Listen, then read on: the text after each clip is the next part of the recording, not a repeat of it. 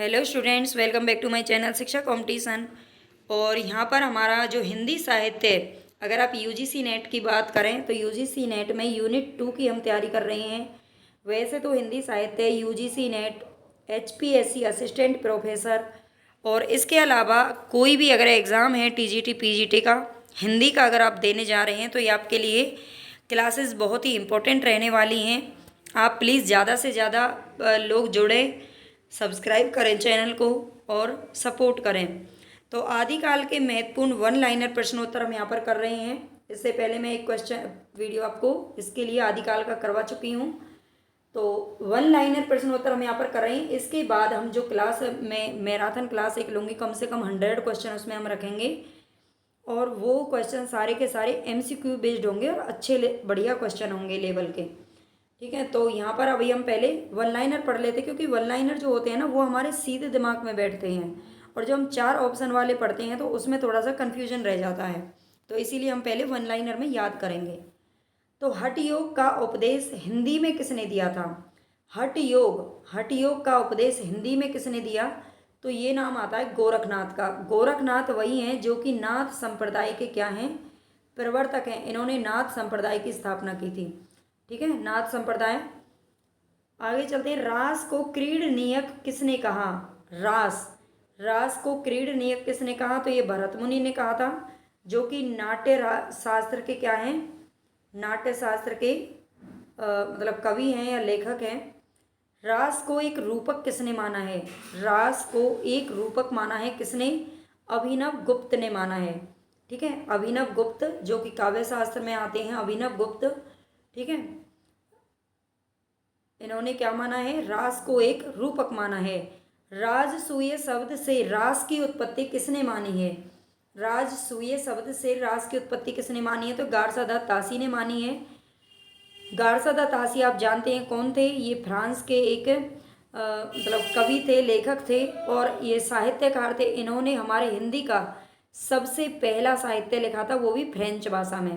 ठीक है, तो इनका याद रख लेना। इसके बारे में मैं कंप्लीट पढ़ा चुकी हूँ, मैंने वीडियोस डाली हुई हैं, उसमें आप हिंदी साहित्य के जो ग्रंथ लेखक हैं उनको देख लेना। भारतेश्वर बाहुबली रास को रास परंपरा का प्रथम ग्रंथ किसने माना है? भारतेश्वरी बाहुबली रास, इसको रास परंपरा का प्रथम ग्रंथ किसने माना है? तो ये माना है मुनिजिन विजय ने। ठीक है, किसने माना है? मुनिजिन विजय ने माना है। श्री कृष्ण के जीवन पर लिखा गया ग्रंथ कौन सा है? श्री कृष्ण के जीवन पर लिखा गया ग्रंथ है नेमिनाथ रास। ठीक है, नेमिनाथ रास श्री कृष्ण के जीवन पर लिखा गया ग्रंथ है। यात्रा संघ एवं मूर्ति स्थापना का वर्णन है किस ग्रंथ में है? रेवंतगिरी रास में है, जो कि विजय सेन सूरी की रचना है। ठीक है, रेवंतगिरी रास में यात्रा संघ एवं मूर्ति स्थापना का वर्णन किया गया है। कलिकाल का सर्वज्ञ और प्राकृत का पाणिनि, ये किसे कहा जाता है? तो हेमचंद्र को कहा जाता है। ठीक है, कलिकाल का सर्वज्ञ और प्राकृत का पाणिनि किसे कहा जाता है? हेमचंद्र को। हजारी जी ने अपना उपन्यास चारुचंद्र लेख किस ग्रंथ के आधार पर लिखा था? ये हजारी जी का ग्रंथ है चारुचंद्र लेख। तो किस ग्रंथ के आधार पर लिखा? प्रबंध चिंतामणि के आधार पर, जो कि किसकी रचना है? आचार्य मेरुतुंग की रचना है। आचार्य मेरु तुंग की रचना है। ठीक है, ध्यान रख लेना। हिंदी का प्रथम ऐतिहासिक ग्रंथ कौन सा है? तो ये पंच पांडव चरित रास।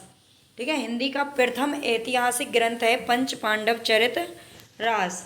श्रृंगारिक गेय काव्य मिलता है कौन सा? श्रृंगारिक गेय काव्य कौन सा है? तो ये है बीसल देव रासो। ठीक है, बीसल देव रासो किसका कैसा ग्रंथ है? तो श्रृंगारिक गेय काव्य है। वैसे रासो काव्य में आता है, लेकिन रासो काव्य जो इसके अलावा और रासो काव्य थे वो सारे वीर गाथाएं थी उनमें, लेकिन ये श्रृंगारिक गेय काव्य मिलता है। इसमें यशोधरा और बीसल देव का मतलब वर्णन किया गया है, तो ये श्रृंगारिक गेय काव्य है। हिंदी साहित्य का प्रथम 12 मासा वर्णन किस ग्रंथ में मिलता है? तो ये बीसल देव रासों में ही मिलता है। इसमें 12 मासा वर्णन किया गया है और 12 मासों का ही वर्णन इसमें किया गया है, जब वो बीसल देव छोड़ करके अपना घर त्याग करके चले जाते हैं और 1 साल बाद वो वापस आते हैं। तो कार्तिक से इसकी शुरुआत होती है, ये भी ध्यान रख लेना। 12 मासा वर्णन की जो शुरुआत है वो किससे महीने से होती है, तो कार्तिक माह से होती है। ठीक है, और ये किसका ग्रंथ है, बीसलदेव रासो, तो ये नरपति नाले का ग्रंथ है, नरपति नाले का।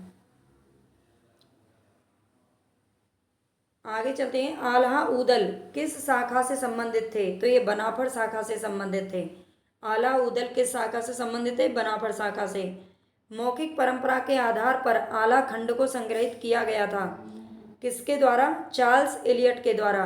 मौखिक परंपरा के आधार पर आला खंड को संग्रहित किसने किया था, ये चार्ल्स एलियट के द्वारा किया गया था। आला खंड को परमाल रासो शीर्षक से प्रकाशित किसके द्वारा किया गया था। आला खंड का दूसरा नाम परमाल रासो भी है, आपने सुना होगा। तो ये परमाल रासो शीर्षक से किसके द्वारा प्रकाशित किया गया, श्याम सुंदर दास के द्वारा। ठीक है, श्याम सुंदर दास के द्वारा किया गया था। आला खंड का अंग्रेजी अनुवाद किसने किया, तो डब्ल्यू वाटरफील्ड के द्वारा किया गया। आला खंड का अंग्रेजी अनुवाद किसने किया, डब्ल्यू वाटरफील्ड के द्वारा। आला उदल को धीर वीर की संज्ञा किसने दी थी, तो ये जॉर्ज ग्रियर्सन के द्वारा दी गई थी। आला उदल को धीर वीर की संज्ञा किसने दी, जॉर्ज ग्रियर्सन ने।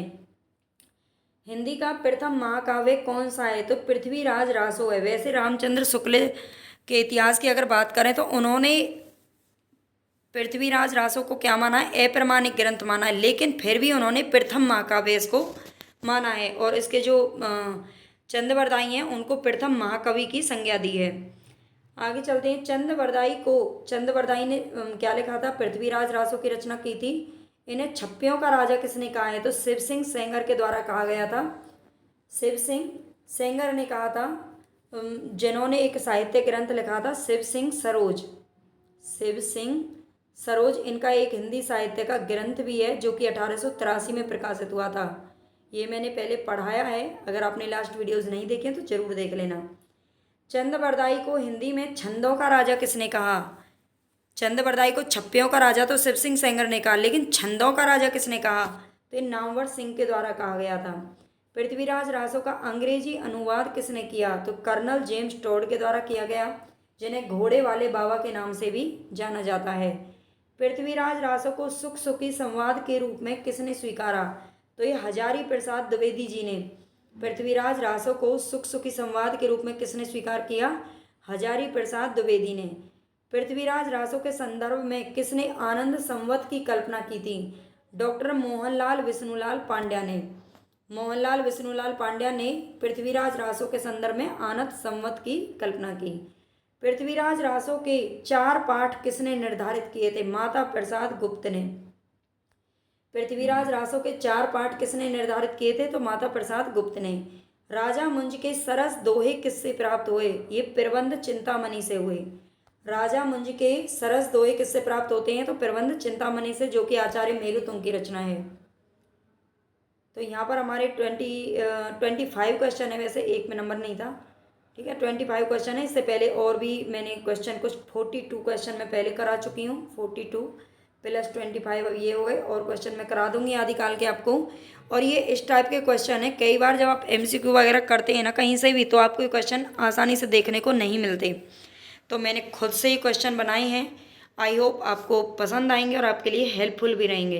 प्लीज़ आप अपना सपोर्ट बनाए रखना, चैनल को सब्सक्राइब जरूर कर लेना और वीडियो को लाइक कर देना।